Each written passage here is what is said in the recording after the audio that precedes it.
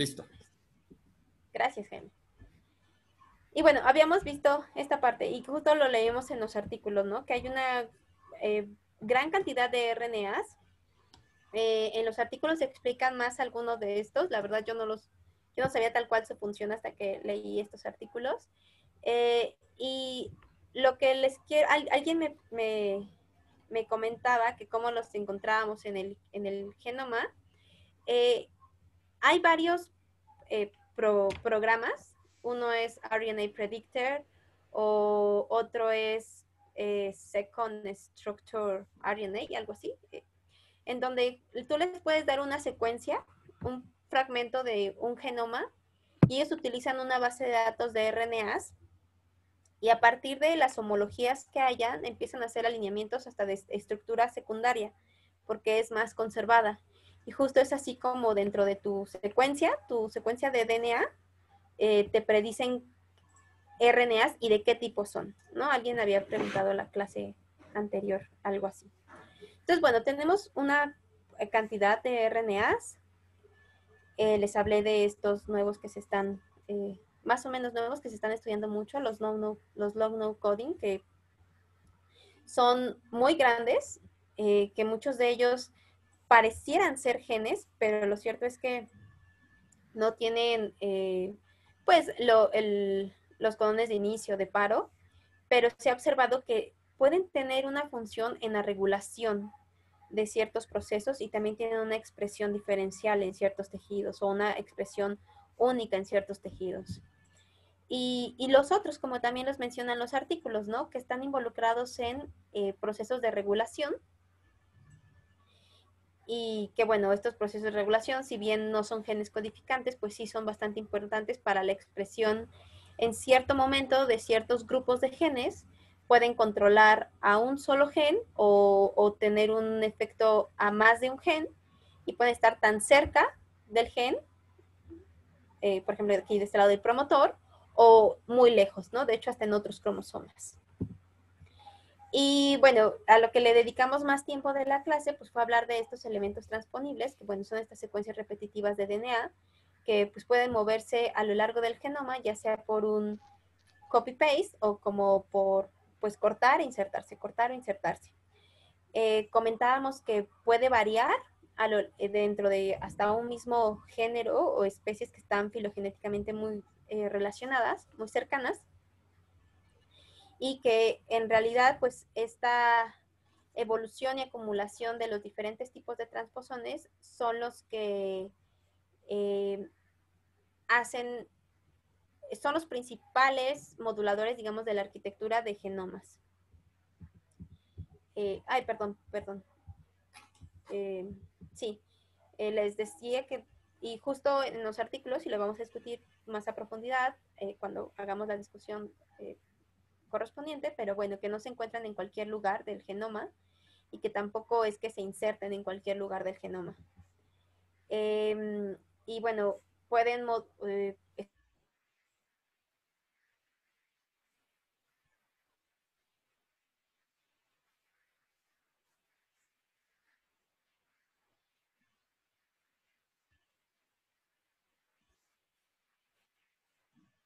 eh, eh, sí lo podemos hacer, ¿no? O sea, si estoy analizando un eucarionte y encuentro dos picos de GC, uno que corresponde a mi eucarionte y otro que corresponde a quién sabe qué, podemos tal vez suponer que se traten de bacterias.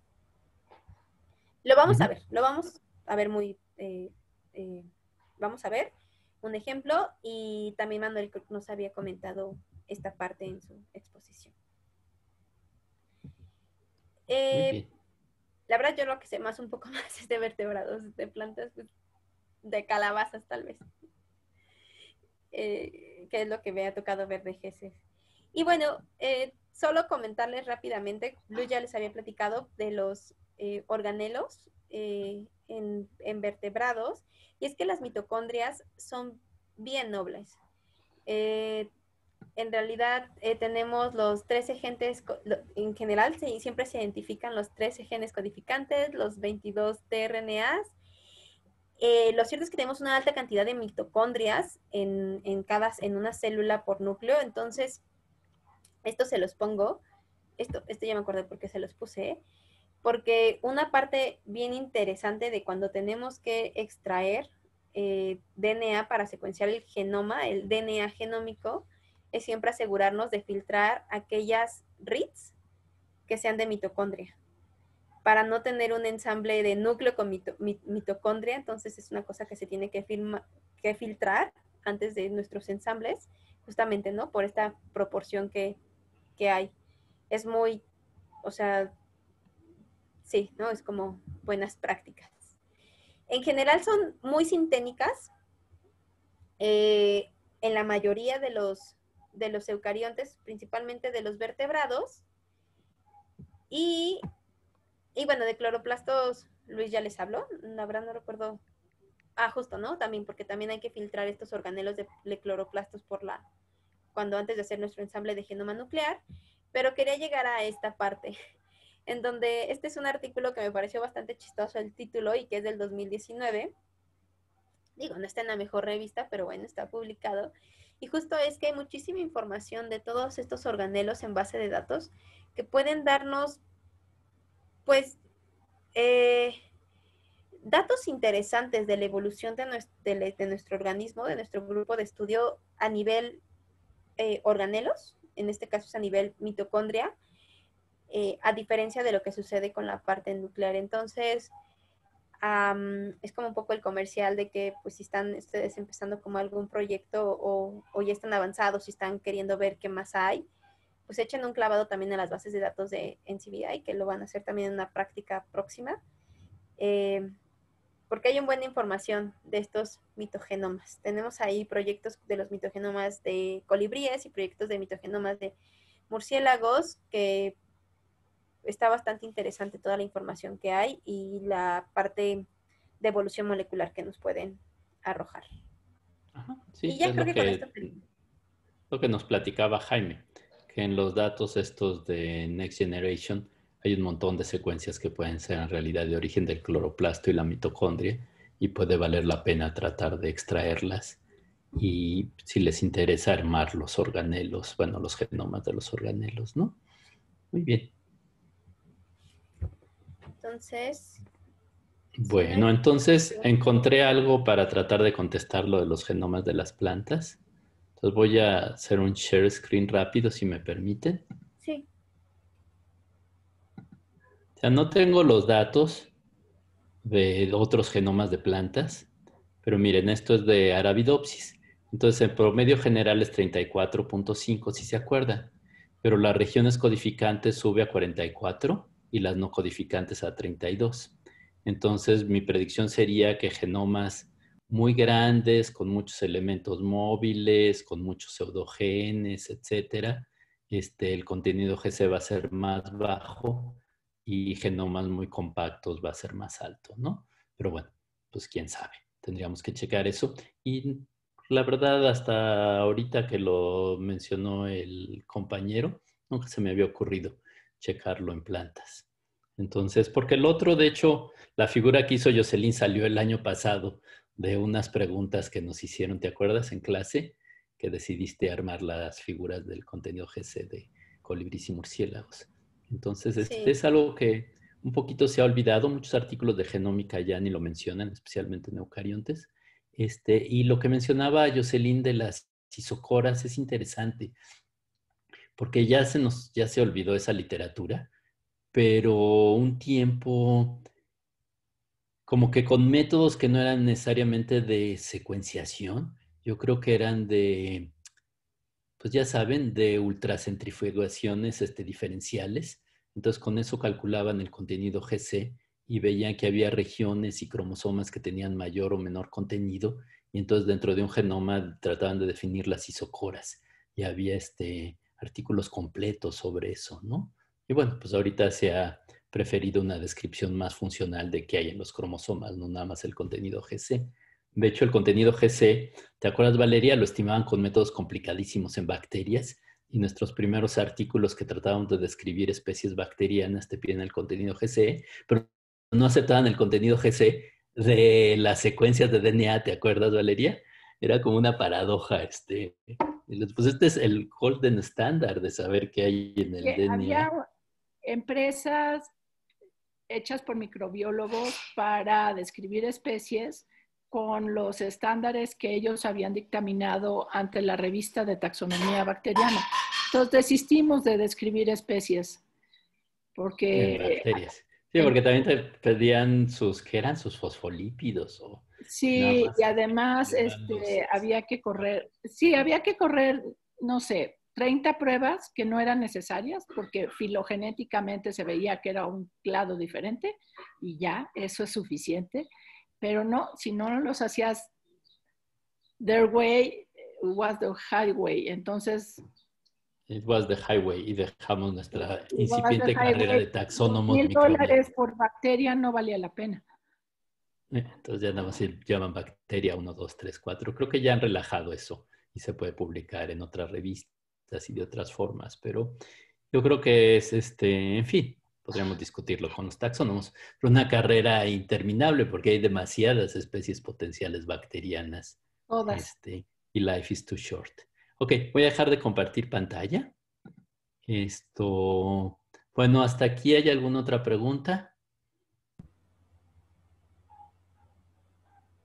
Una pregunta esotérica aquí en el chat. ¿Qué ventaja le daría a las bacterias tener mayor contenido de GC en su genoma? Pues creo que Valeria ya lo había explicado, ¿no? Tiene que ver el contenido de GC también con la estabilidad genómica.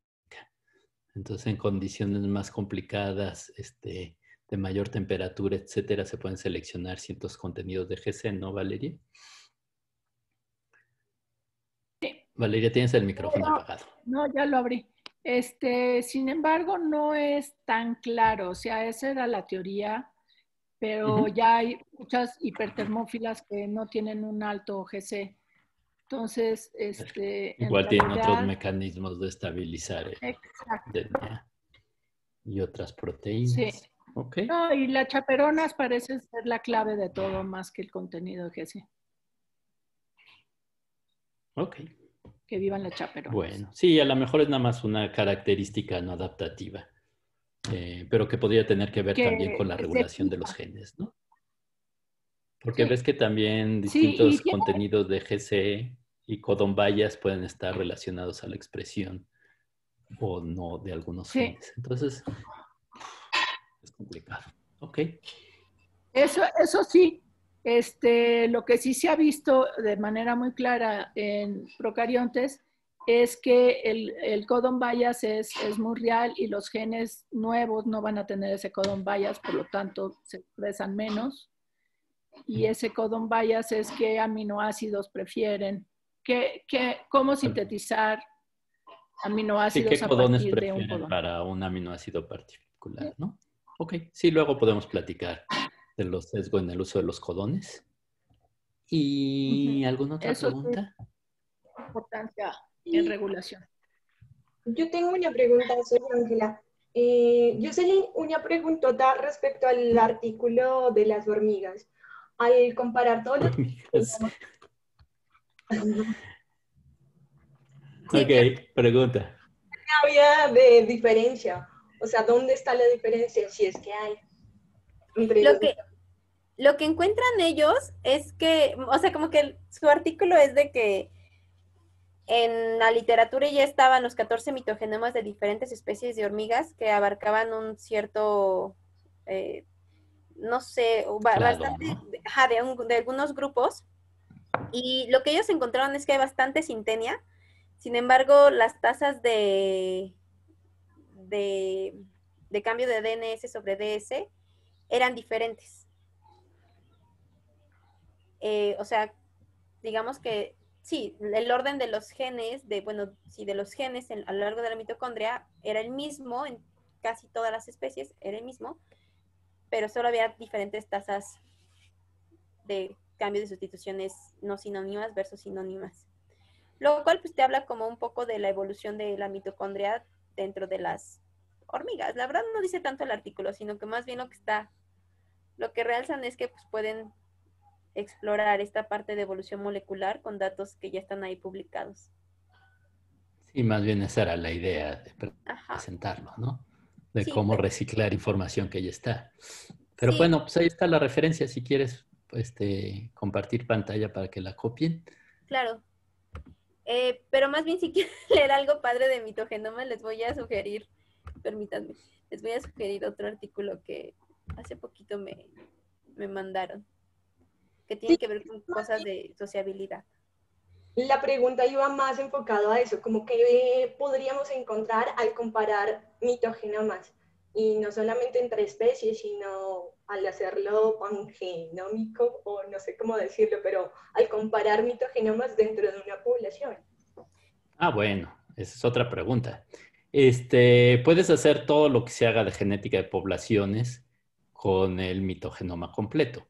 Entonces, pues a veces lo que tienes son cosas muy, muy parecidas y cuando amplificas por Sanger no encuentras variación, ¿no? Entonces, bueno, fue lo que para el cloroplasto, por ejemplo, algunos amigos míos, lo que tuvieron que hacer fue el cloroplasto completo para encontrar las poquitas regiones donde había algo de variación. Entonces, pues te puede servir para hacer ese tipo de genética de poblaciones. Y obviamente, esto con el mitogenoma, si quieres, puedes hacer estudios detallados de evolución molecular, ¿no? Cuáles son las regiones que cambian, las tasas de sustitución, si las tasas de sustitución son constantes entre linajes o no. Y como tienen mucha resolución, puedes llevar el reloj molecular desde cosas muy profundas hasta comparaciones entre poblaciones, ¿no? Sí, por ejemplo, Sí. aparte también poblacional, pues ver estos haplotipos compartidos, ya pues con todo el mitogenoma y la, pues, estadísticos de diversidad genética con la región DILUP, que luego la región DILUP sacarla de los mitogenomas es bastante caótica. Sí, bueno. La región DILU podría ser complicada, dependería de la técnica como con la cual se secuenció Jocelyn. Porque yo creo que si le hicieron con como alguna cosa que de secuencias más largas, yo creo que sí se podría armar. Valeria, efectivamente la que no dejaste entrar es Rosalinda, que si la dejas entrar, porque ya le habló a alguien para que te Que acuse. me vuelva a tratar de... Sí, el 4N era muy misterioso. Que me Sí, vuelva a pero tratar. es un... Porque luego no es 4N, sino tiene el nombre de su esposo o algo y tampoco sabemos quién es. Sí, Bueno, si que te vuelva vuelve a a tratar. aparecer 4N, dile que se identifique corriendo para checar que sea Ross. Ok. Y bueno, algo que igual le vamos a discutir en los artículos porque lo resaltan, pero creo que también hemos subestimado un poco a los elementos transponibles cuando hacemos nuestra genómica. Como que luego nos vamos a la parte de qué genes están ahí, qué codifican, presiones de selección, pero lo cierto es que son bastante... Yo con los artículos he aprendido que ahorita revisamos y los que leí para preparar la clase, pues sí están bastante interesantes. Creo que cuando tengan sus genomas, ahí échenle un ojo a Sí, lo estos que pasa es objetivos. que pues, es un montón de trabajo descifrar los elementos móviles. Y yo creo que necesitas mejor calidad de secuencia o buena calidad para decir algo, pero no sé. Sí, son como trabajos Bueno, más. entonces, si les parece bien, entonces vemos los artículos. Entonces, veamos primero el de plantas, que ya me dijeron que lo iba a dar, ya no me Carla. acuerdo otra vez quién. Carla. Sí. Hola, Carla. Entonces, mientras Carla comparte la pantalla o decide qué hacer, yo les quería platicar un poquito déjenme encontrar yo también el artículo. Entonces, el artículo es, obviamente, estoy abriendo, tengo 20,000 cosas abiertas. Pathogens, eucariontes, otoño, plant architecture. Ok, bueno. Quería platicarles sobre los autores, que son interesantes. Bueno, los dos que conozco. Jonathan Wendell es el gran gurú del algodón. Entonces ha estado trabajando durante 1,000,000,000 de años en la genética de poblaciones, la domesticación y en particular la genómica del algodón.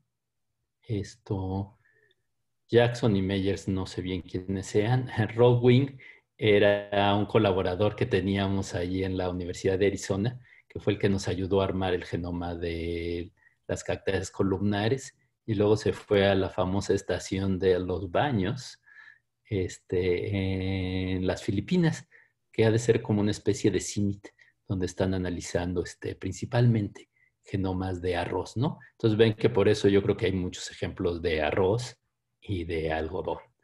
Entonces ahora sí, si quieres comenzar.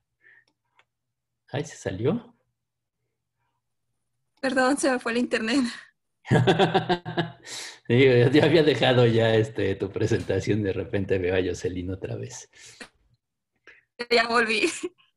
Ok, a ver si puedes compartir. Entonces el artículo está centrado en plantas comerciales, en plantas cultivadas.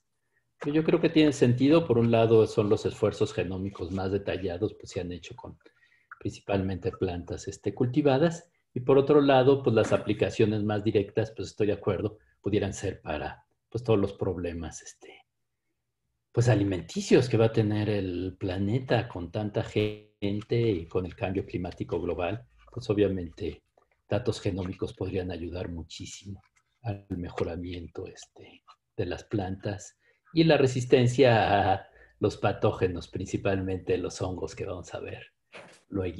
Entonces, sí, si quieres platicarnos, Carla, antes de que se te vaya otra vez el internet.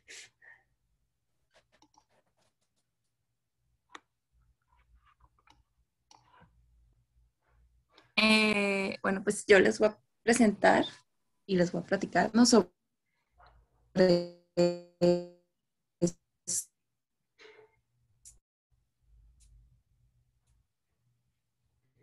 Carla, se te va el sonido. Sí, su internet está medio chafa. Sí.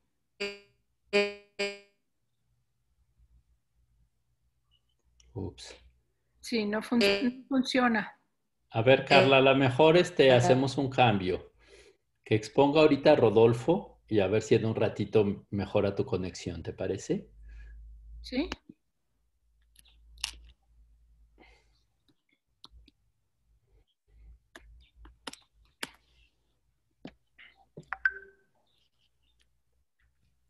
Gracias. A ver, Rodolfo, a ver si tu conexión está más mejor. Uy, mi conexión tampoco es muy buena, espero no fallar. Bueno, pues vamos a echarle bola entre todos. No, diapositiva, ¿no? Don't panic. Entonces, Otra posibilidad, Luis, es que tú pongas el artículo en la pantalla y ella nada más hable. Que yo creo que es tu vamos por partes. Ahorita que exponga Rodolfo. Sí. ¿Yo?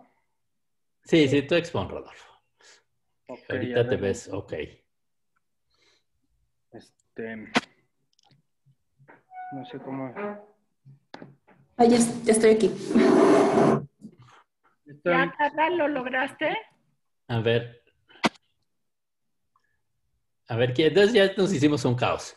No, Carla va a presentar Rodolfo y luego tú. Ya no sé qué está pasando. No, pues ibas bien, Rodolfo. ¿Sí? Entonces Sí, ahí va. ya estabas share screening. Share screen ya está. Ya está. Ya se ve. Entonces, ya se ve.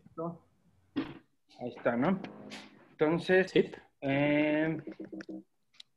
déjame pasar a la primer. No sé cómo avanzar ahora. Bueno, así vamos aprendiendo entre todos.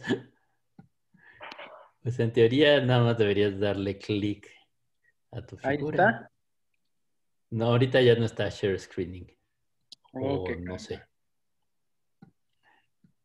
Nada más te veo a ti. A ver, permítame un momento, es que otra vez compartir. Ándale. Compartir. Ándale. Ahí vamos bien. Sí, ya se ve la Pues primera. yo veo bien. Ahora sí, Ándale, perdón creo por que ya está. la torpeza, pero bueno, entonces, me pusieron un artículo sobre evolución y arquitectura genómica de hongos patógenos de plantas. Entonces, bueno, es un artículo de 2017 y había varios genomas publicados. El artículo, ustedes se habrán dado cuenta, está enfocado fuertemente hacia los patógenos de la agricultura. Y la estructura del artículo y de la presentación, pues son la misma, tiene una introducción general. Vamos a mencionar la relación entre los hongos patógenos y la agricultura, la coevolución entre patógeno y planta de este tipo, la variación genómica, que tiene un par de apartados, la genética de poblaciones o la evolución desde la perspectiva de la genética de poblaciones, y pues unas conclusiones, ¿no? Entonces, ellos nos van a ofrecer como una cantidad de ejemplos que están enfocados a pues hongos patógenos, decíamos, todos ellos patógenos de cultivos. Por ahí de repente sacaron unos patógenos de árboles. Y lo primero que dicen en su introducción es que pues el estilo de vida patógeno, el guild, como le llaman algunos, pues no es un grupo. El gremio le decimos a veces. Entonces, hay patógenos de plantas por todos lados del árbol de la vida de los hongos, aunque en este artículo los ejemplos están enfocados a algunos grupos pues de Ascomycota, y también algunos grupos de Basidiomycota más bien basales, ¿no? Como rollas, carbones, no hay agaricales ni otros. Entonces, bueno, luego dicen, pues empiezan a describir más o menos o muy someramente cómo funciona el ser un hongo patógeno, digamos en la parte fisiológica o funcional, y dice pues que los hongos tienen que enfrentar barreras que imponen las plantas, ¿no? Barreras físicas, en este caso sería, por ejemplo, la cutícula de las hojas o la pared celular de las células, barreras químicas y pues el propio sistema inmune, que ya serían pues defensas dirigidas, ¿no? Proteicas. Entonces, pues los hongos lo que están pretendiendo es pues romper la planta y evadir sus defensas. Y para esto, pues secretan los péptidos efectores. Y los péptidos efectores son proteínas pequeñas, péptidos pues, que son secretadas todas y pueden ser secretadas en el apoplasto o en el simplasto, es decir, pueden ser secretadas adentro de una célula rota o pueden ser secretadas pues encima de la célula una vez que los hongos penetraron entre célula y célula. Pero además los efectores deberían ser traslocados pues a su lugar de acción, ¿no? Para ser efectores deben cumplir la función de modificar la regulación transcripcional de la célula hospedera. Entonces, es un péptido que llega hasta el núcleo o algún organelo y propicia que la célula de la planta haga algo distinto. Y eso es, por ejemplo, que no tenga respuesta inmune o que incremente o que defina el transporte de nutrientes de algún tipo, que se modifique el desarrollo, etc. Entonces, pues eso va a depender ahora sí que del hongo que la está parasitando, ¿no?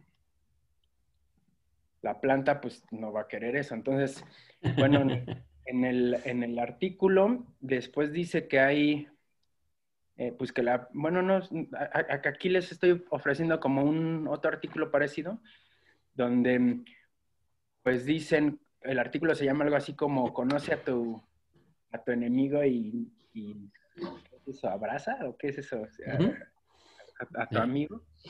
Entonces, pues da un rango un poquito más amplio y dice cómo es que los hongos que interactúan con plantas están propiciando que la planta responda de cierta manera, ¿no? Y esa planta, o sea, fisiológicamente, y eso va a dar un fenotipo en particular, y entonces el review se enfoca en biotróficos y patógenos necrotróficos, que básicamente los biotróficos quieren mantener la planta, bueno, no solo la planta, los tejidos que colonizan vivos y propiciar que la planta esté trayendo azúcar y fotosintatos a esos tejidos y mantener pues la herida abierta, mientras que los necrotróficos lo que quieren es pues matarle un cachito y después consumirla, ¿no? Y el hemibiotrófico pues empieza como biotrófico y termina como necrotrófico. y así. Y Sí, bueno, es interesante esta figurita porque pues, hay como un gradiente de los que comen lo muerto, muertísimo, hasta sí, los que son mutualistas, ¿no? exacto. Bueno, lo de hasta abajo de Saprotrophic yo se lo puse como para proponer el gradiente, pero Pues sí, pero es interesante, ¿no? Los que de veras comen, degradan las cosas y los que, pues medio muertos, los que tienen que tenerlo bien vivos y los que ya son como mutualistas. Pero supongo que también ha de haber cosas intermedias, ¿no? Que si estás enfermo, pues ya se vuelven, por aprovechados y si ejemplo, no. Ujú, algo que no se menciona en el artículo que leímos es que muchos de los hongos patógenos, en cierta parte de su ciclo de vida, son saprobios. ujú. Entonces, Ok. pues una vez que matan una hojita, o cuando están en algún momento de vida libre, digamos, pues tienen la capacidad de vivir como saprobios. O le tiran la hojita, o le tiran la raíz, la rama, o matan la planta, y son los primeros saprobios que llegaron a colonizar. Pero bueno, eso Ujú. es otra cosa. Entonces, pues continuando como en la estructura del artículo, pasan a mencionar, pues, aspectos coevolutivos en agroecosistemas. No sé si realmente el término que debería usar es un agroecosistema. Yo me doy cuenta que el artículo maneja como plantas, como dice, ecosistemas manejados o algo así, pero Ujú. como un estilo muy gringo, creo. O sea, como que dice algo así como, tú puedes cambiar el genotipo de tu cultivo de un año al otro, ¿no? Como Ujú. si compráramos un solo tipo de semillas y todas fueran iguales y las plantáramos y al año siguiente decidiéramos tener un cultivo distinto. Ujú. Pero bueno, esa es como la perspectiva de este artículo. Y entonces lo que dice es, las plantas evolucionan para reconocer los patógenos y los patógenos evolucionan para evitar las defensas, como de una manera muy simplista, ¿no? Luego, en los ecosistemas manejados, las plantas han evolucionado por selección artificial y las poblaciones podrán ser sustituidas cada sesión. Eso pues es lo que a veces podría yo dudar.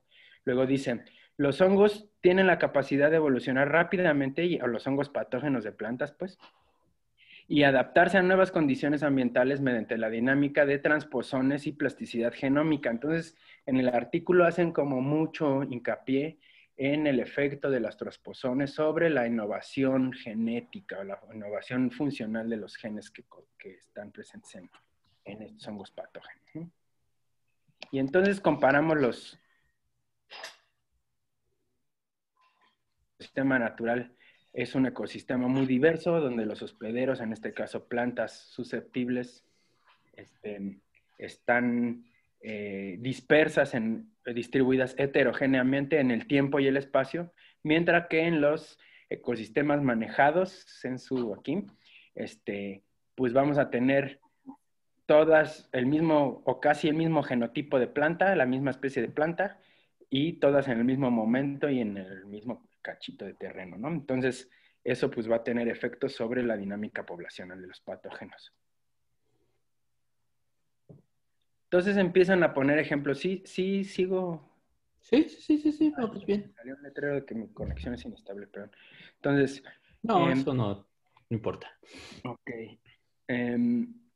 Dos modelos consistentes. Empiezan a poner unos ejemplos de hongos que hacen cosas pues, parecidas. Entonces dice, ¿no? Por ejemplo, hongos de estas plantas, creo, ya ustedes corríjanme, que una es una gramínea y la otra no sé. Pero pues abajo sí les puedo decir que el que está amarillito, en Melamsoria, es una roya, es del grupo de las Puccinias, de estas que tienen su ciclo de vida, que tienen 3, 4 esporas diferentes, y algunas tienen un hospedero intermediario y tal. Y del otro lado está, pues, un hongo de los erisipales, ¿no? Podósfera, ahí se ve el asca con patas, ¿no? Podósfera, redonda, el cleistotecio, perdón. Y entonces dice que sus metapoblaciones silvestres se caracterizan por eventos recurrentes de extinción y recolonización de la población. O sea que hay pues digamos, una población que se enfrenta pues, a que las plantas silvestres son resistentes a estos patógenos, y solo un pequeño cachito de la población sí puede seguir infectando a las plantas. Entonces eso genera un cuello de botella, pero ciclos posteriores, pues esa pequeña subpoblación, digamos, aumenta sus frecuencias alélicas en la población y ahora empiezan pues, a ser dominantes y otra vez pueden generar las infecciones más distribuidas, ¿no? Aquí dice, propiciando cuello de botella y pérdida severa de variación genética asociada. Sí. Entonces, estos cuellos de botella, además de seleccionar las pues, cepas, voy a decir, que tienen las características de virulencia que les permiten colonizar a sus hospederos, pues van a tener efectos sobre otras partes de sus genomas, ¿no? Y esos efectos, en algunas ocasiones, pues no van a estar directamente relacionados como con un valor adaptativo, si se me permite el término. Entonces, ¿qué pasa por el contrario en ecosistemas manejados? Dice, cepas virulentas, por ejemplo, acá está otro hongo de las rollas, desplazaron a la población ancestral de esa misma especie en un estudio que fue mostrado por 20 años o después de 20 años, y lo que coincide con la ruptura de un gen de resistencia en los plantíos de álamo. Entonces, plantan este árbol que tiene un nuevo gen de resistencia y pues el álamo selecciona o por decirlo así, el álamo es la presión, o el gen de resistencia nuevo en el álamo es la presión selectiva que hace que solamente tal grupo de la población pues aumente su frecuencia génica y se desplace pues, la variedad ancestral o la diversidad ancestral, digamos. Sí. O algo así entiendo. Sí, como una coevolución uno a uno. Exacto, entonces van echando carreritas o uno se empuja al otro, uno se corretea al otro y pues es en la figura más adelante se ve un poco claro esto, ¿no? Sí. Luego ponen otro ejemplo de ecosistemas manejados. Este ejemplo me gusta más porque, como dicen aquí, ¿no? Que encontraron la beta y el diamante, ¿o cómo dicen? Entonces, sí. Encontraron el mero gen que está dirigiendo esto, ¿no? Entonces, en verde puse el gen que es de la planta y en rojo puse el gen o el péptido, el producto, que es del hongo. Entonces, la planta tiene un como antipéptido que reconoce el efector del hongo. Entonces, introducen plantas con este gen, ¿no? Eso propicia que los hongos, pues, que en la población se observa una diversidad del péptido efector que propicia la infección. Entonces, algunas de las mutaciones de esa diversidad de péptido efector pudieron pasar desapercibidas por la proteína que lo reconoce y que lo inhibe. Entonces, después de 5 años, la variante virulenta, la nueva variante que es desapercibida, incrementa 40% en la población. Entonces pues ya, ¿no? Esa nueva variante es casi la mitad de todo. Y pues ahí rápidamente se ve como, aunque si entró una planta con una resistencia, digamos, de todas maneras el patógeno evolucionó a evadir la resistencia. Entonces dice, el gen del efector rojo se encuentra en un compartimento genómico rico en repetidas que se caracteriza por una mayor tasa de mutación. Entonces lo pongo aquí como para dar a la reflexión lo que estábamos discutiendo la última vez de que si vale la pena o no las repetidas. Bueno, pues aquí el gen como el diamante estaba ahí mezclado entre las repetidas, ¿no? Sí, no, entonces esto se conecta a algo pues que sabemos de otros bichos, ¿no? El sistema mayor de incompatibilidad, y todas estas cosas que son los lugares más variables del genoma, que tienen que ver con la respuesta inmune de los vertebrados, o también todas estas cosas que tienen que ver con las bacterias patógenas, que luego son hipermutables, ¿no? Entonces, a veces es bueno tener muchísima variación y para estas cosas de la patogenicidad parecería que sí es útil, pero la idea interesante de este artículo que yo no conocía es esta de los compartimientos genómicos, ¿no? Que hay estos lugares del genoma donde hay más elementos móviles y entonces esos lugares pues van a ser también más variables, ¿no? Que creo que es una idea bien interesante. Así es, lo de la... Muy bien. Y justo, ¿no? Que aparte llegar a estos compartimentos sí requiere de muy buena herramientas de secuenciación. Dices de llegar para secuenciarlos. O sea, para poderlos identificar, ¿no? Para Sí, poderlos... sí, antes nada más se te amontonaba todo en el pedazo confuso, ¿no? Uh-huh. Las secuencias largas, el artículo trae un párrafo, creo, 2 dedicados justo a eso, ¿no? Sí, a la tercera generación, largas, creo que le dice. repetidos, que sean pues más cortos, la secuencia abarca uno y el segundo y el siguiente repetido, cuando con Illumina pues todos los juntabas en lo mismo, ¿no? Sí, todo se amontonaba en un caos. Uh-huh. Ok, gracias, Jocelyn, sí. Es una buena. También hasta la parte de epigenética, ¿no? Creo que venían ahí también en el artículo que identificaron con cosas de metilación, algo así. Ahí va. Sí. Entonces, dice, y la globalosis, bueno, tiene acá también, digamos, siguiendo el mismo orden, pone otro ejemplo, donde se dan cuenta, bueno, los primeros ejemplos eran pues en cultivos a escala más o menos local o incluso continental, dice, ¿no? Que se pueden esparcir los patógenos de manera continental debido a los cultivos muy homogéneos. Pero acá dice un ejemplo como una cepa patógena del trigo que de una cepa de origen brasileño se encontró en Bangladesh, que es en Asia tropical, creo.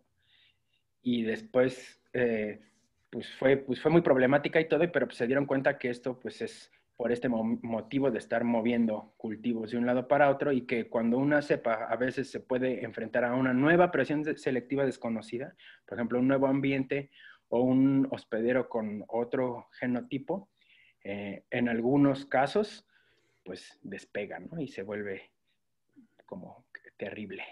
Y entonces aquí también les ofrezco otros títulos, que es de esta cosa que es no es un hongo, es de estos omicetes de los cromistas de... Uh-huh. No es un hongo, pero... Bueno, eran hongos cuando yo llevaba Botánica 2.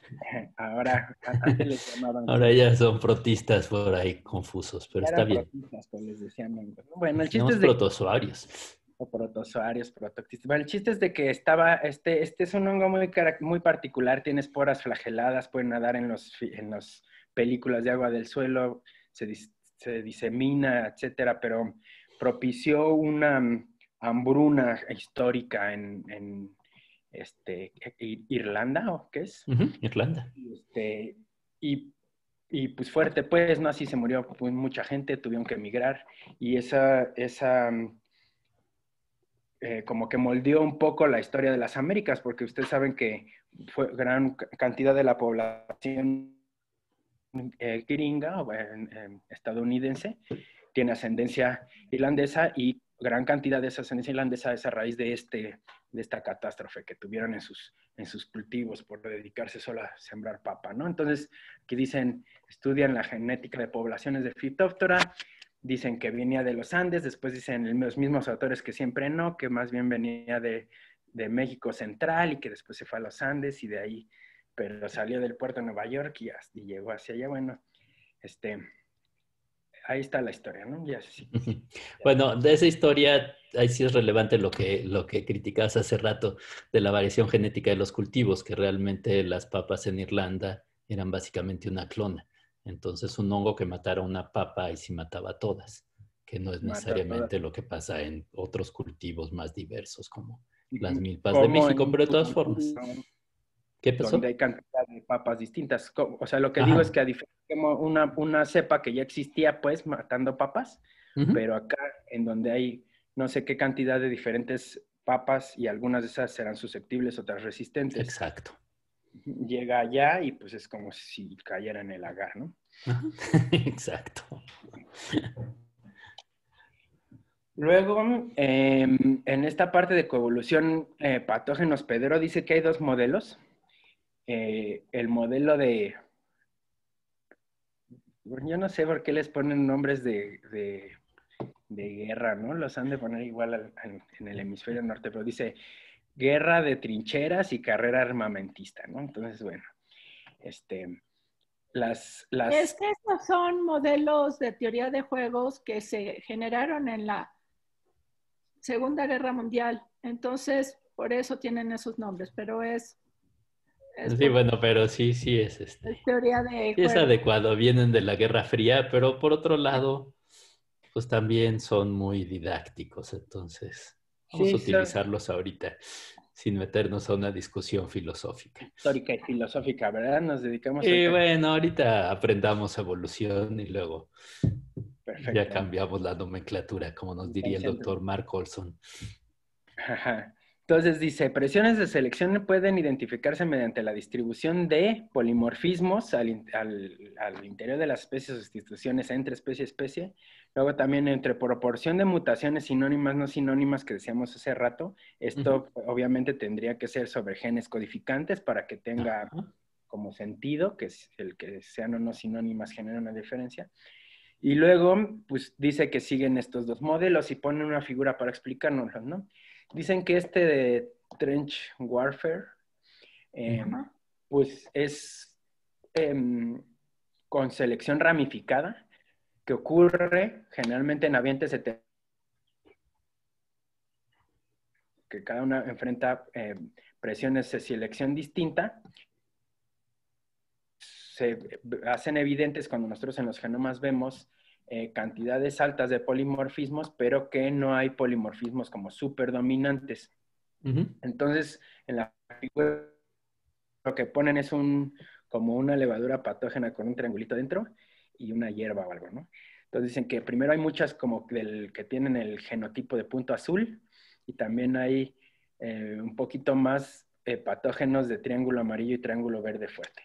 Y pasa el tiempo y pues sigue habiendo las mismas variedades. También hay plantas con todos los genotipos y patógenos con todos los genotipos, aunque ahora es otro ligeramente más dominante. Ahora el punto azul intermedio es más dominante y el naranjita en el patógeno y el morado, pero ahí están los demás, ¿no?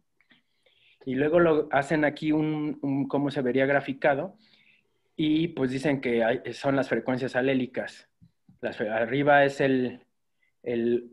arriba no es el hongo y abajo la planta, es host y patógeno. Entonces, pues nada, todas las diferentes como frecuencias alélicas pues van a estar como bailando entre ellas, a veces una cambia, la otra, pero pues se mantienen, ¿no? No hay como presiones gigantes que hagan que desaparezcan varios genotipos, ni que alguno de los genotipos se vuelva superdominante, y es lo mismo que se ve en la gráfica de barras de este lado del lado de acá. Sería como un tipo de selección balanceadora, Balanceadora, ¿no? Exacto, ramificante, ¿no? Luego está el otro modelo que dice que pues se apoya de un barrido selectivo, entonces se reemplazan constantemente variables por selección positiva y direccional. Entonces aquí lo que sí hay es pues una presión de selección que va a seleccionar, un genotipo en particular y que lo va a volver dominante sobre el resto.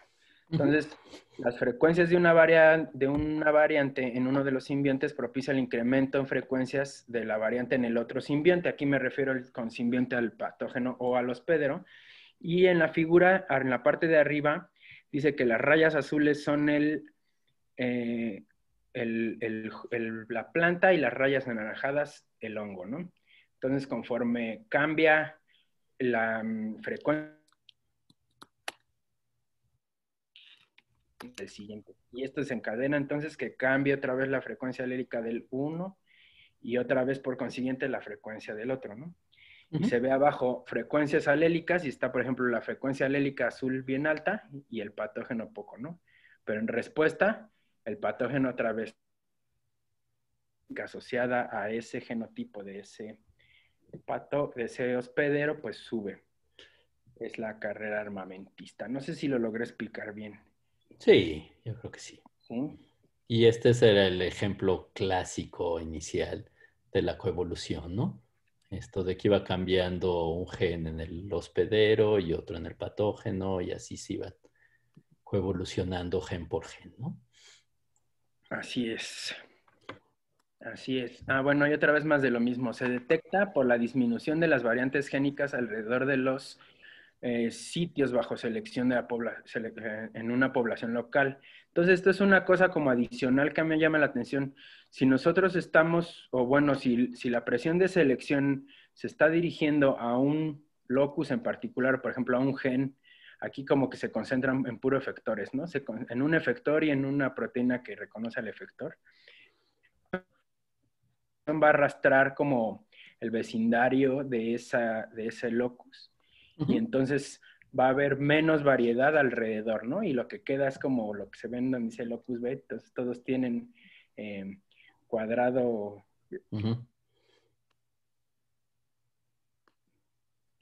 amarillo, cuando antes pues había un poquito más de diversidad, aunque también existen los cuadrados y los círculos, ¿no?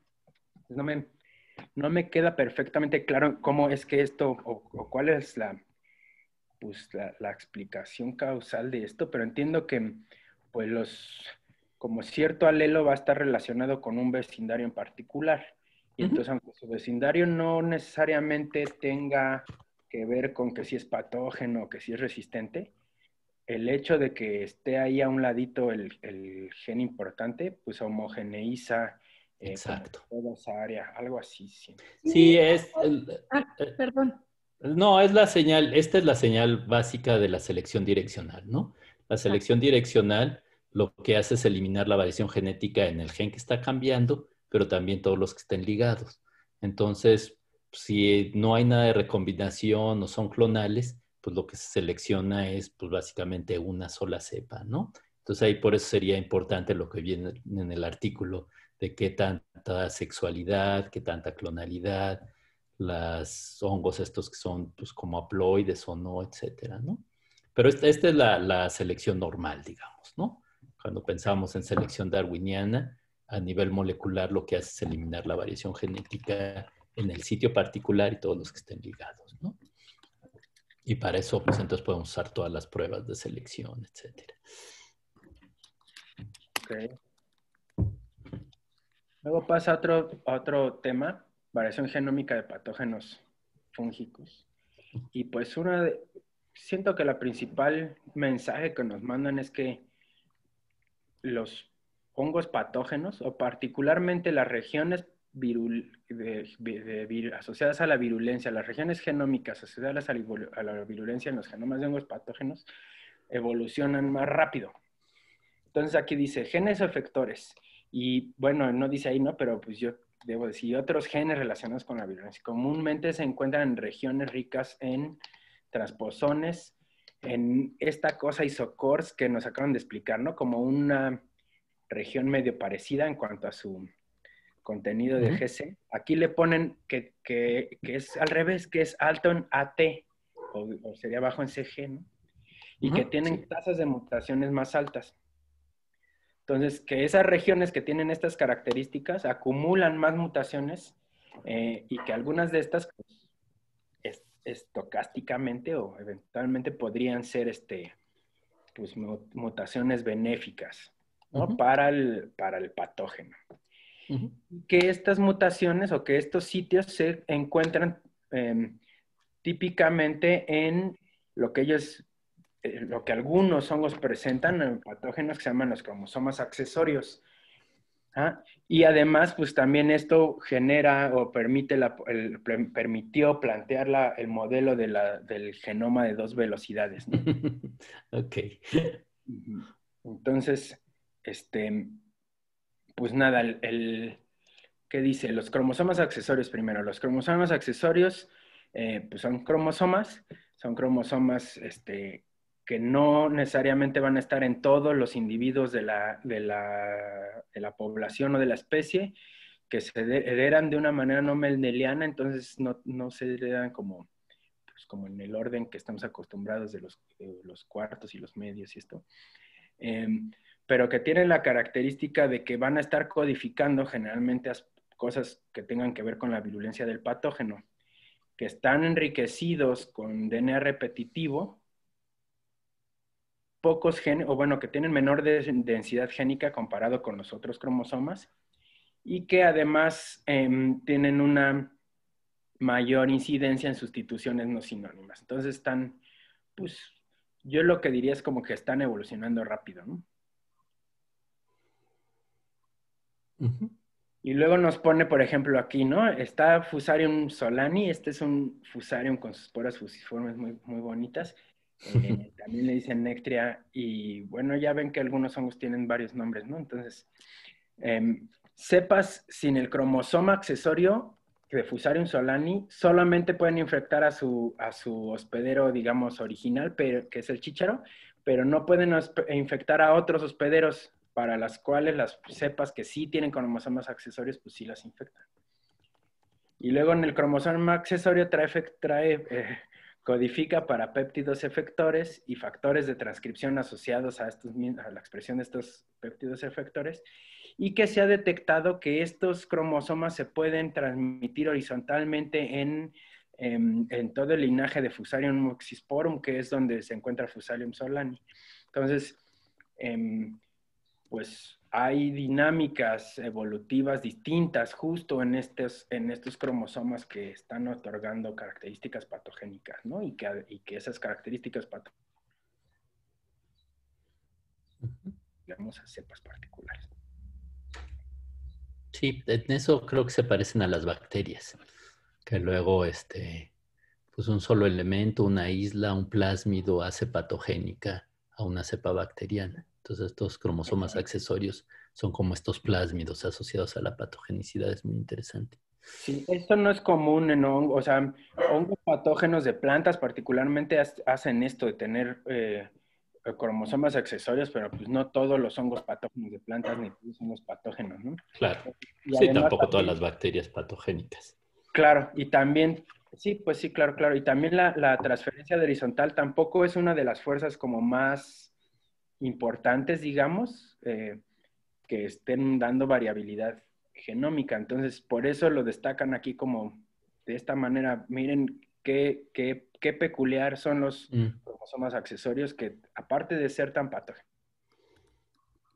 totalmente, al interior de este linaje, que es más o menos grandecito, tampoco es que se pasen con cualquiera. Okay. Bueno, luego dice, más sobre cromosomas accesorios. Simoceptoria tritici, que es pues, que era un dotidio, creo, dice que tiene 8 cromosomas accesorios, ¿no? Y que además a lo largo de la reproducción, pues las siguientes generaciones, pues se los distribuyen heterogéneamente, no es que todos hereden los 8, algunos heredan, algunos ya de repente ya se pierden y luego ya se pueden recuperar, y que además la actividad o las características patogénicas asociadas a estos cromosomas están también relacionadas con el genotipo del hospedero al que están infectando. Entonces, sí, lo que se ve, Rodolfo, es que se portan, como dijo Luis, como plásmidos. Y hay en general un costo evolutivo en producir estas cosas, estas toxinas. Entonces hay una fuerte selección para mantenerse solamente cuando haya quien infectar. Entonces es un como juego de cartas continuo, donde la reina roja tiene mucho que jugar y hay transferencia horizontal, probablemente vinculada a virus, como si fueran bacterias. O sea, son muy dinámicos estos genomas de hongos. En alguna parte, pues, tratan de explicar estas transferencias horizontales y pues se ve que hay como bacterias o virus que están asociados al nicho, a vivir dentro de las plantas de manera patogénica, y que también pues hay transferencias se le llama la plasmogamia, ¿no? Cuando una hifa y otra como que se tocan, se tocan desde el citoplasma y pues pueden hacer algún tipo de intercambio, que es básicamente como funcionan los contagios virales de micovirus, ¿no? Se traspasan solo de esa manera o mayoritariamente. Entonces sí, es bien interesante estas dinámicas en este tipo de hongos. ¿Qué más? Los transposómeros aceleran la evolución. Dice, regiones ricas en elementos transponibles. la figura, pues el ejemplo es un Huitlacoche, todos los conocen, del grupo de los hostílagos. Los compartimentos del genoma ricos en elementos transponibles pueden generarse mediante rearreglos estructurales o pueden evolucionar en regiones con recombinación suprimida. Entonces, hay regiones, la recombinación, la parte de la recombinación sexual, pues no está distribuida los puntos de recombinación por todo el cromosoma de manera homogénea, y en las partes que no recombinan tanto, se prolifera, según esto, más los elementos transposones, los elementos transponibles, los transposones, ¿no? Y lo que decía, que decía nuestra líder de la clase, y se me olvidó, voy a ver. ¿Y en Jocelyn? Jocelyn, ajá. Gracias a los datos de tercera generación, a las secuencias largas de PacBio y Nanopore, se ha tenido la capacidad de ver realmente, ¿no?, el tamaño y la cantidad de repetidos, ¿no?, que tienen los elementos transponibles, porque de otra manera, pues los ensambladores colapsan, te dejan pedacería y todo un solo cachito. También se podían ver antes, ¿no?, porque lo que hacía es, pues, comparar la profundidad de secuenciación en otras regiones del genoma y con estas regiones que tú asumías que podían contener elementos transponibles, y veías que estaba secuenciado el doble o el triple o varias veces más. Entonces, y además si tenía pues huellas de la transposasa y tal, podías asumir, o era evidencia para decir que era pues parte de elementos transponibles, pero pues aún así mal ensamblado, ¿no? Y entonces dice, Ustilago maedis Sporisorium tienen un bajo contenido de elementos transponibles, a diferencia de otros patógenos de plantas.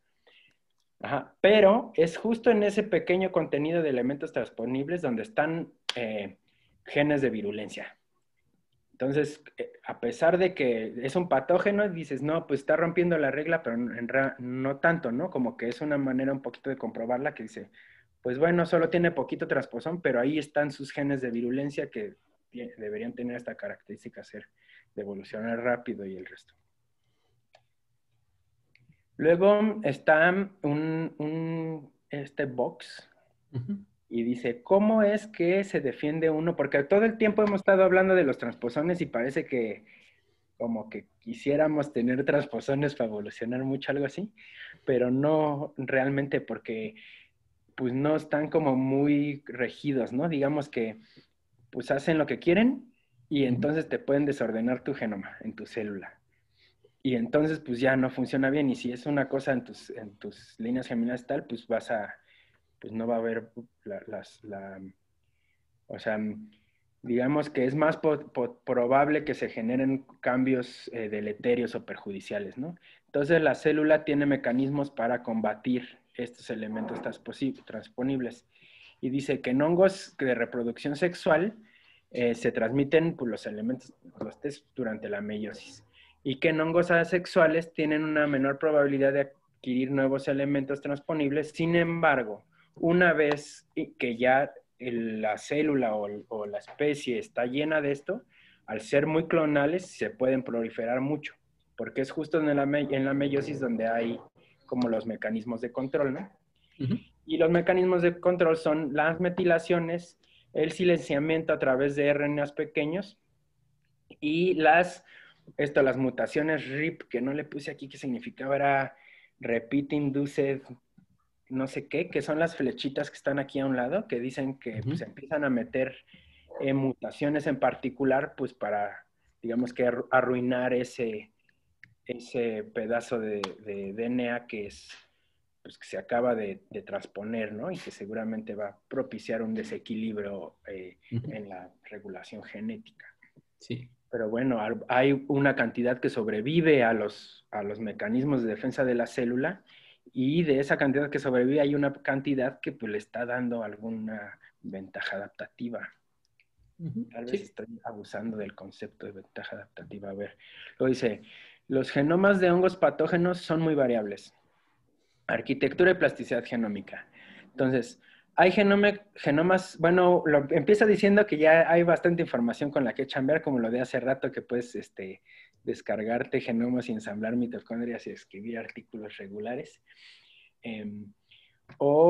Pero bueno, hay bastantes genomas de hongos patógenos, son súper importantes. Yo pues tan solo en México tal vez no de manera general no es como el lugar donde se haga más genómica del mundo, pero pues hay más genómica por parte de los fitopatólogos que por parte de los, como, luego la otra vez no me acuerdo con quién discutían, ¿no? Que siempre los fitopatólogos del Poli tomando la delantera a los etnomicólogos de la UNAM, ¿no? Pero bueno, entonces dice, en Dotidiomycetes se describió este concepto que es la mesosintenia. Entonces, la mesosintenia se define como el contenido, que dice, el contenido de los genes en los cromosomas se conserva, pero varía en orden y en orientación de los genes. Es como que realmente no se conserva la sintenia, pero solo que los genes sí se conservan en el mismo cromosoma, algo así, ¿no? Que se conserva poquito la sintenia, ¿no? Que se mesoconserva. Nivel cromosoma. Se conserva, pero nada más adentro del cromosoma. Pero el Exacto, ese es el concepto. Entonces, ahí está. Y esto se descubrió en estos hongos negros que son los Dotidiomycetes que hacen, pues hay muchos genomas, muchos son patógenos de diferentes plantas y cultivos, también hay saprobios y también hay simbióticos.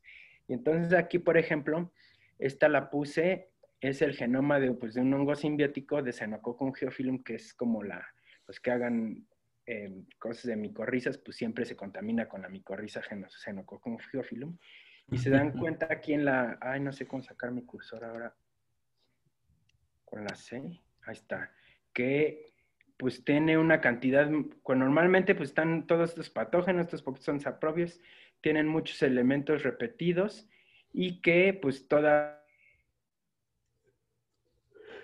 incluso hay ahora todavía más que el patógeno ¿no? Entonces, una de las cosas es que pues sí estamos hablando de hongos patógenos y de hongos patógenos de cultivos, pero pues también hay que contextualizarnos con otro tipo de interacciones, patógenos de animales, simbióticos de plantas. Bueno, luego dice, los genomas de hongos patógenos son muy variables. Arquitectura y plasticidad genómica. Entonces otra vez, hongos, Fusarium, aquí me faltó ponerle la cursiva al otro Fusarium, son del mismo grupo, tienen estilos de vida pues bastante distintos y también tienen arquitecturas genómicas bastante diferentes. Y entonces dice que, por ejemplo, Fusarium oxysporum, que es un patógeno tropical que, por ejemplo, en México está haciendo mucho daño a los cultivos de plátano y esto, comprende de un 20% de DNA repetido, ¿no? Y 15 cromosomas. Y bueno, y además incluye cromosomas específicos para su propio linaje, ¿no? Y entonces, Fusarium graminearum, que es muy cercano, solamente tiene 3% de DNA repetido y solamente tiene 4 cromosomas. Entonces, lo que vemos es que pues sí son bastante diferentes, ¿no? Y siguen siendo del mismo género. Y además, bueno, pues sí son diferencias pues como considerables, creo yo. Y bueno, aquí es lo que exponen en el artículo. Y luego, pues para esto mismo, reforzar esto mismo, pues una figura. Entonces dicen, puede haber, pues genomas grandes, si nos vamos como de la izquierda hacia la derecha, primero hay un tamaño de genoma de 180 megas y uno de 20. Sí. Pero tal vez el de 180 megas está lleno de puro repetido, y el de 20 solo un poquito. ¿Qué pasó? No, creo que sigue, Rodolfo. Sí, se metió. Bueno, luego dice número de cromosomas, pues lo que decíamos hace rato, uno que trae hartos cromosomas, otro trae poquitos, ¿no?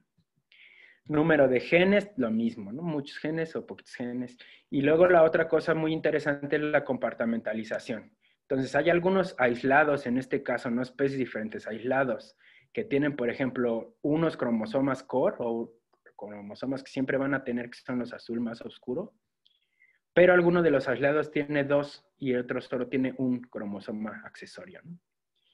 Y luego algunas especies que pareciera o como que se insinúa que ese cromosoma accesorio ya se lo comió un cromosoma core. Y entonces, pero se vuelve en una región accesoria y algunos lo van a tener y otros no la van a tener. Entonces, pues es la variedad genómica que nos permite, pues, este tipo de eucariontes, pues sí tienen como pangenomas o genomas accesorios considerables, ¿no? Características de la compartimentalización, bueno, la densidad de genes, algunos tienen muchos genes, otros tienen pocos genes, generalmente los accesorios pocos genes, contenido de regiones transponibles, señales de una evolución acelerada, hay acumulación de genes relacionados a la virulencia, que serían aquí los verdecitos en la tercera figura de la izquierda hacia la derecha. Y luego marcas epigenéticas, que dice una marca en particular que es sobre la histona, que está enriquecida en el ejemplo que ellos ponen, que es de esta Cimoseptoria tritici, que es teloméricas, tendría mayores marcas en los cromosomas, más concentración de esas marcas en los genomas, en los cromosomas core, perdón, mientras que en los cromosomas accesorios pueden estar como por todos lados, ¿no?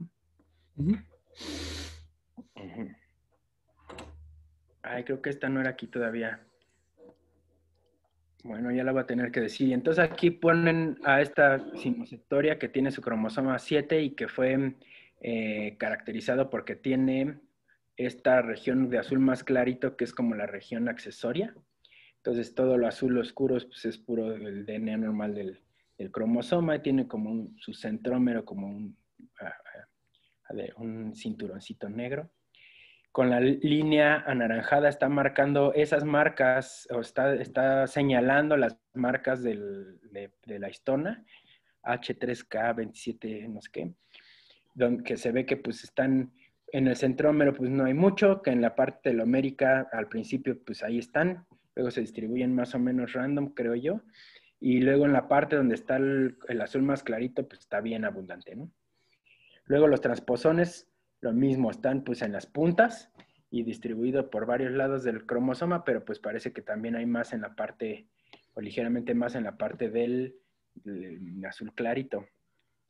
Los genes y pues los genes que se transcriben en la condición que ellos vieron. Y entonces algo que se destaca aquí es que en esa condición in vitro, pues no transcribía genes que estaban, o transcribía pocos de los genes que estaban en la colita del cromosoma, en la parte accesoria del cromosoma. Digo, pues no, y tal vez si hubieran hecho esta secuenciación transcriptómica, pero ahora pues en un tejido infectado, podrían tener evidencia de que si los genes que están ahí son patogénicos, podrían estar expresados, ¿no? Ahí ya ando especulando. Pero es el experimento que habría que hacer. Exacto. Luego dice, bueno, no sé si estoy como muy, ya no sé ni qué hora es. Estamos bien, ¿no? Estamos más o menos. No vamos a terminar, creo que no vamos a poder comenzar el otro artículo, pero creo que vale la pena discutir con cuidado. Ok. Entonces. Ay, disculpa, compañera. Bueno, Sorry. genética de poblaciones y evolución. La variación genética es un producto.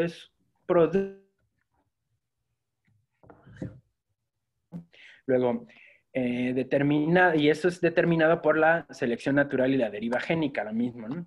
Y luego también, pues, destacar que estos dos procesos, pues, tienen que ver, van de la mano con el tamaño efectivo de las poblaciones. Un tamaño, o sea, de los individuos reproductivos, ¿no? Por eso aquí hay, digamos que se está considerando que el tamaño efectivo de las poblaciones se va a poder medir con relativa facilidad en hongos, pues, de reproducción sexual, pero en hongos que son clonales, ¿qué onda? ¿Cuál es el tamaño si no va a haber recombinación sexual? Yo ahí, No sé. ahí sí te tengo una. A ver. En las bacterias, el tamaño efectivo está ligado, como Kimura lo dijo muy claramente, a la teta, es decir, a la diversidad genética.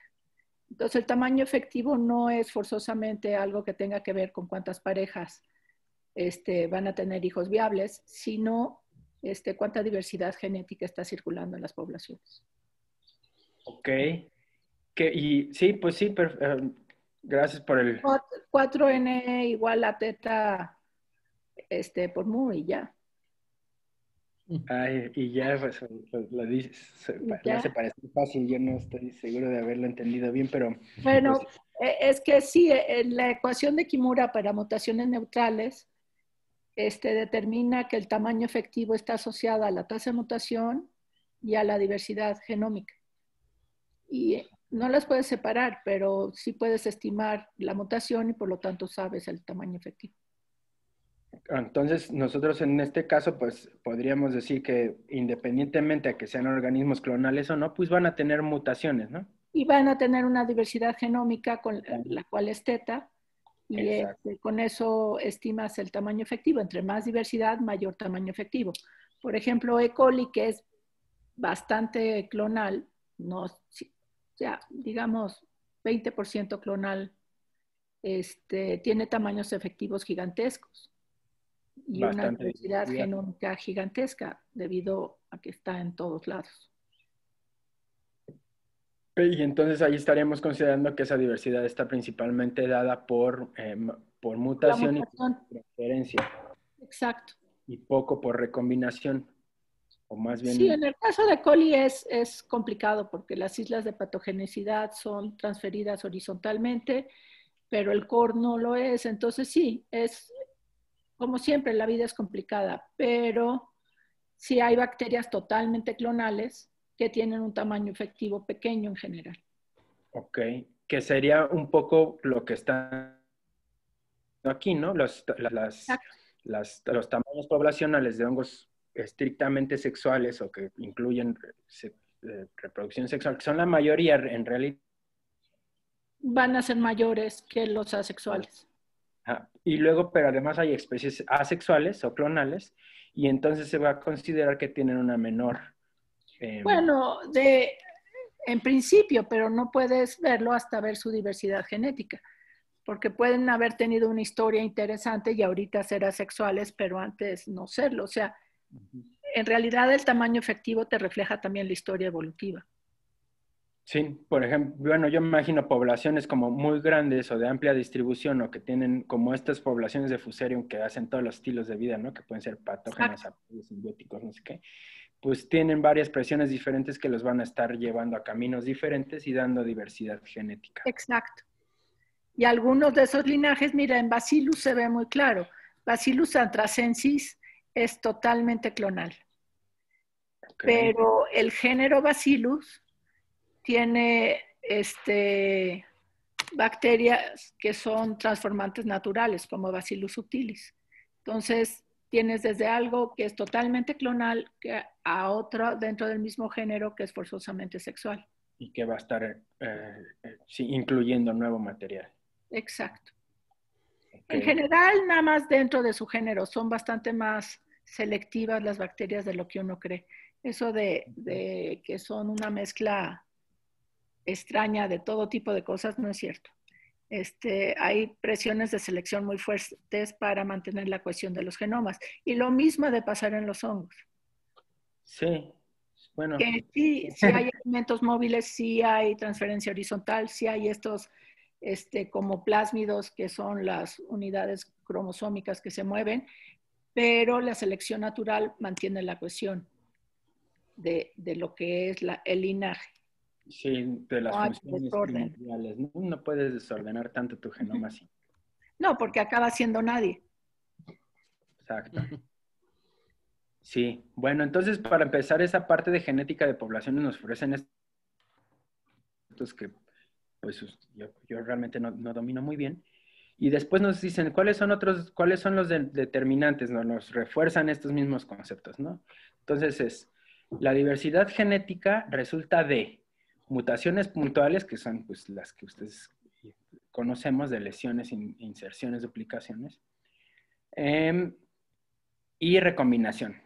Y en este caso es entre cruzamiento de cromosomas y conversión de genes heterócigos. Ahorita vemos eso. Y luego dice, los cambios pues dados por estas dos fuerzas o por estos fenómenos que decíamos pueden ser deleterios, neutrales o adaptativos. Entonces, la selección o la deriva determinan si los cambios se van a fijar o se van a perder en las poblaciones para reforzar esta parte evolutiva, ¿no? Entonces, yo le puse así, ¿más vale malo conocido o qué? ¿O por qué es esto de la onda clonal, no? Si ya sabemos que la reproducción sexual pues nos va a dar variabilidad. Entonces dice, la reproducción en hongos varía desde clonal hasta sexual con alta incompatibilidad genética. Ustedes saben que pues luego pues esto como de dos talos o macho y hembra no sea tal cual, y hay algunos hongos que tienen como hasta 20 sexos y se pueden combinar uno con 7 de otros y cosas, combinaciones raras, ¿no? Entonces, dice, clonal, los alelos coadaptados se mantienen en la población. ¿O cuáles serían las ventajas pensando como en este enfoque? Pues que ya para qué le muevo si ya mis alelos ya están, ya sirven, ¿no? Ya me permiten tener una población estable, por ejemplo, en un agroecosistema. Y luego, sexual permite una respuesta rápida a los cambios ambientales al aumentar la eficacia mediante la cual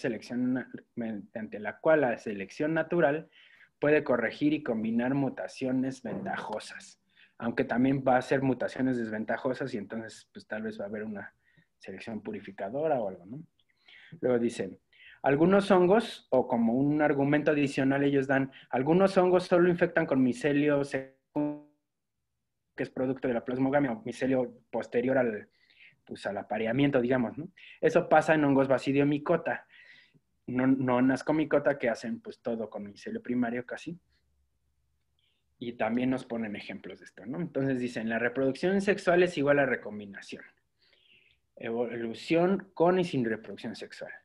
Ok, recombinación meiótica se distribuye de manera desigual a lo largo de los cromosomas. Entonces, va a haber puntos de recombinación en el cromosoma, en unas partes del cromosoma, y otras partes del cromosoma van a estar un poquito olvidadas por la recombinación.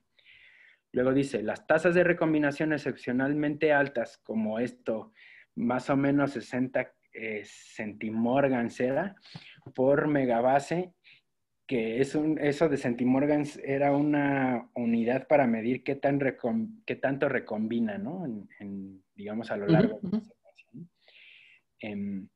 Entonces, va a haber una gran abundancia de hotspots de recombinación intragenética. Dentro de los genes va a estar recombinando medio gen, ¿no? Ahí hay pues hace que no nada más es que cambien de un gen, sino revolver el mismo. Luego, los cromosomas core más pequeños tienen una mayor tasa de recombinación. Luego, los hotspots frecuentemente se colocalizan con genes. Entonces, donde hay más genes va a haber más recombinación. Cromosomas core tienen más genes, tienen más recombinación. Luego, hotspots de estos hongos no es el hongo que está ahí, ese solo lo puse como que se quieren mucho, pero este es un ascomicete. Dice, también se han detectado en hongos, en otros ascomicota y ya también nos ponen otros varios ejemplos de patógenos de cultivo como Microbotrium, Fusarium, etcétera, ¿no? Todos otra vez en el grupo de los ascomicota. Y luego, ¿cuál sería la parte de lo clonal? Dice, pues conserva lo que ya funciona. La asociación entre elementos transponibles y genes efectores sugiere que las altas tasas de mutación en los compartimentos de genoma repetitivo apoyan a la innovación y adaptación del efector. Entonces, como que primero en el argumento dice, bueno, pues el clonal va a mantener, pero ya cuando ves el texto te da maneras como el clonal puede ser un poco, cómo se acerca a lo sexual, ¿no? Entonces, bueno, no a la sexual, cómo recombina o cómo da diversificación a pesar de ser clonal. Uno es, pues, otra vez, por elementos transponibles. Luego, otro dicen, pues, es que son clonales, pero en realidad no son clonales, ¿no? Hay sexualidad críptica, no es que no les hemos visto las esporas o algo así. O no es cada generación, pero con un poco de recombinación cada 5 o 6 generaciones puede ser más que suficiente, ¿no? Exacto, porque están los genes mata ahí, ¿no? O evidencia genética. No, el asunto, lo que realmente hay que medir es lo que decía Luis, que se va a discutir después, el desequilibrio del ligamiento. La señal de que algo nunca ha sido recombinante es que todos sus genes viajan juntos. Ok. Es decir, están ligados. En cambio, algo con que recombine una vez cada 10 generaciones, se rompe ese ligamiento. Y entonces la selección natural puede actuar de manera independiente en diferentes zonas del genoma. Mientras que si estás ligado, todo es una sola unidad de selección. Una sola mutación semibuena puede arrastrar una serie de mutaciones chafas. Ok. Sí, sí, esto es complejo y muy dinámico. Sí, bueno, a mí me costó trabajito, ¿no? Luego dice, bueno, que hongos patógenos de cultivos se han convertido en asexuales a partir de poblaciones sexuales originales. Y también pone ejemplos, ¿no? De que en el centro de origen de tal patógeno, pues hay reproducción sexual, pero cuando ya están cultivos en otras partes del mundo, hay puros asexuales. ¿Qué estará pasando ahí? No lo explora más, pero existe, ¿no? Y además, pues dice que hay parasexualidad, ¿no? Entonces, pues hay recombinación sin entrecruzamiento entre individuos, ¿no? El mismo talo puede hacer recombinación de su juego genético. Entonces, hay recombinación, aunque digamos que es clonal, de todas maneras va a haber algo de recombinación con estos argumentos, o con estas evidencias. Y en la figurita, pues otra vez, para reforzar lo mismo, ¿no? Entonces están los cromosomas core en la meiosis se segregan, pero se pueden segregar que algunos de los productos de la meiosis se lleven más cromosomas que otros. Y luego del lado de la mitosis, pues lo mismo, ¿no? Hay mitosis, si viene un compatible con más cromosomas, por ejemplo, trae un cromosoma accesorio aquí verde o azul clarito, se segrega de manera heterogénea y algunos de los resultados de la meiosis también van a tener números desiguales de juegos de cromosomas. Y entonces finalmente, bueno, no tan finalmente, todos los transposones ayudan o afectan. Le puse aquí el origen de o el título era el origen de las invasiones y expansiones de elementos transponibles, ¿no? Los transposones son elementos genéticos móviles que se replican y se integran en el genoma de la célula huésped. Entonces, en vivo, ¿no? Los modos de reprimirlos varían entre especies cercanas, por lo que a su vez, así nos escribe a su vez, varían en contenido y diversidad de transposones. Ya vimos como las maneras en que se está tratando de controlar los transposones. Luego dice, los ciclos asexuales largos propagan los transposones, ¿no? Los organismos multicelulares de genomas grandes tienen menores, ¿qué era? Tasa efectiva poblacional, ¿cómo era? Tamaño efectivo de la población. Tamaño efectivo, sí. Y entonces tienen más transposones y es posible que esto, que eso haya sido debido a deriva, ¿no? Y luego, las regiones altas en transposomas de hongos sexuales son regiones de baja recombinación y con evidencia de mutaciones deletéreas. Entonces, pues mutaciones no sinónimas y tándems. Entonces, parece que pues sí, de manera general, pues sí hacen, pues no sería como lo más deseable, ¿no? Solo que de alguna manera sí adicional o paralela sí se están logrando, al menos en estos grupos, en estos nichos, digamos, de ser hongo patógeno de planta, pues sí le está dando cierta ventaja. Y luego todavía ya esta es la penúltima diapositiva. Dicen, ¿qué pasa con los hongos? O sea, todo lo anterior lo estábamos hablando como si fueran puros genomas haploides. Pero pues eso no es así, ¿no? Los hongos, pues los ascomicotas sí en la mayor parte del tiempo tienen un genoma haploide, pero después recombinan y otra vez se vuelven haploides, pero los basidios, pues la mayor parte del tiempo son diploides y hay patógenos como todas las rollas, varias puxinas que vienen en el ejemplo, que hacen estos ciclos de vida súper complejos que tienen primero infectan a uno en el verano, luego al otro en el invierno y en una planta hacen unas estructuras y luego ahí se cruzan y luego sacan otras esporas y entonces en algún momento tienen los núcleos juntos, en algún momento tienen dos núcleos pero separados, esos dos núcleos pueden ser iguales o pueden ser distintos, entonces pues hay más dimensiones de la complejidad, ¿no? En algunos de los grupos, particularmente en Basidium micota, y lo que sí dicen es que pues organismos heterocarióticos pueden tener más o mayor virulencia que otros organismos aunque sean dicarióticos, homocarióticos o pues incluso haploides, ¿no? Y tampoco explican como mucho más, ¿no? ¿Por qué es esto de la alternancia de los hospederos y qué está pasando ahí a nivel genómico? Pero también nos lo dan a la reflexión.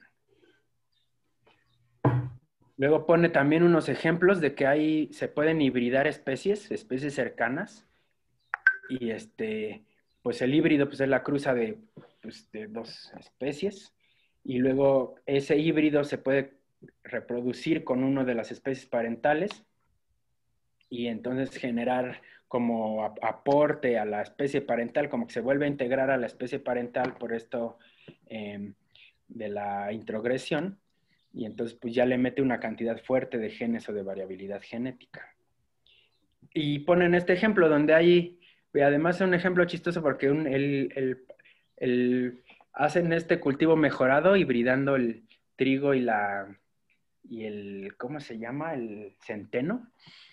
Y entonces sacan esto triticale, ¿no? Y entonces se hibrida entonces el patógeno que son estas cosas que le llaman forma specialis, ¿no? Graminis forma specialis, que son, no es que sean especies estrictamente, ¿no? Sino como que los fitopatólogos son muy splitters y entonces dijeron, estas cepas que son específicas de estas plantas, le vamos a poner forma specialis para esta planta y esta otra, y entonces no sé qué tan válido sea decir que está hibridando porque pues es en una categoría infraespecífica, pero se genera un híbrido que ahora infecta el híbrido y entonces pues ahí está, ¿no? Y se mantiene estable y pues hay ahora una nueva población estable de eso. Ok. Bueno, pues ya nada más decir que pues también se han detectado transferencias horizontales en genes que son pues efectores. Y para concluir, pues que hay que los genomas de este tipo de hongos son muy variables, que tienen altas y variables tasas de mutación y recombinación, que tienen alta variación en el contenido de elementos transponibles, que la compartimentalización, o que existe compartimentalización en sus genomas, que es esto de los genomas de 2 velocidades.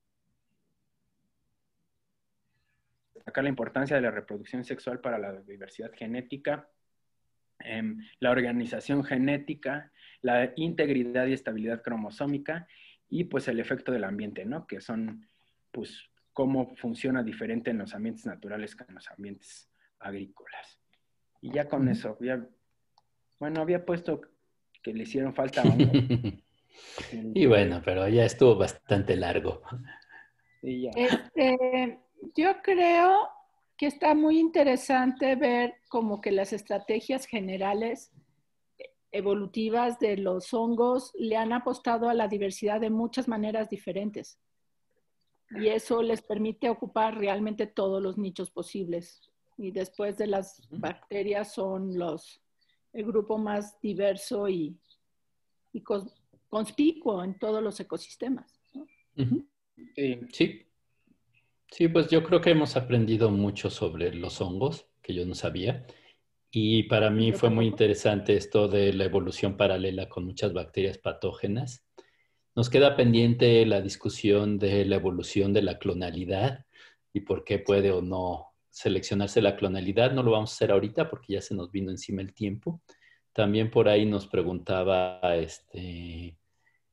una alumna sobre la relación entre la selección y el desequilibrio del ligamiento. Lo platicamos en otra clase. Nada más ahorita quería pedirle una disculpa a Carla, perdón. Ya te dejamos. Pero tratamos la próxima clase, si te parece bien, Carla, para comenzar, que te expongas tu seminario. Una disculpa. No pensé que Rodolfo se fuera a tardar tanto.